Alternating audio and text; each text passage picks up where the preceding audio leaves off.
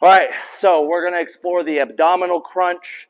Real quick, I want to explain, of course, we're hitting the abs, but I want to emphasize that the abs is just one component of a very important complex, which is your core, okay?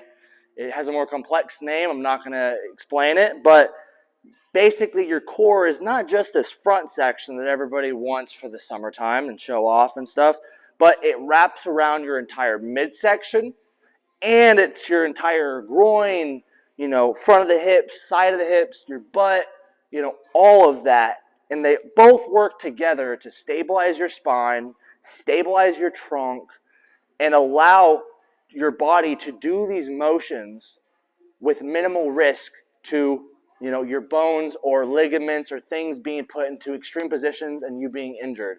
Okay, having a strong core means you have a lot more control of your body as it does these movements in life or picks things up in general. So this is one component of core training. It has to do with the forward strengthening specifically, but there are other motions of the core that you want to train. So I just want to emphasize that this is a great exercise, but it should not be the only exercise that you do, okay? So to get into it, we're going to grab into these straps. I don't really like to do my fingers in the straps. I like my hand to go through and my wrist can do the work and I can just let my hands relax. So what you want to do is you want to lean back into this and you want to get as much of a stretch as you can, okay?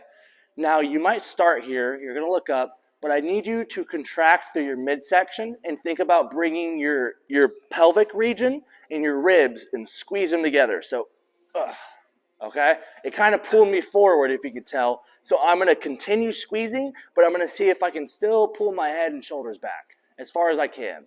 I'm still working on my mobility, but that's the idea, is to try to go do that, try to get yourself into this position. Now we're going to take the slack out of these, okay? Slack out. I'm going to hold down like this. I like to have a little bit of pull my elbows into my body while pushing out.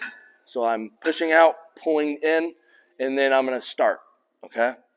Now, after we take the slack out, we're just going to produce power and squeeze through here, and it should, once you get used to the contraction, pull you forward, okay? Now, how to do the reps is you want to aim to go as far forward as you can and then control on the way back while going as far back as you can.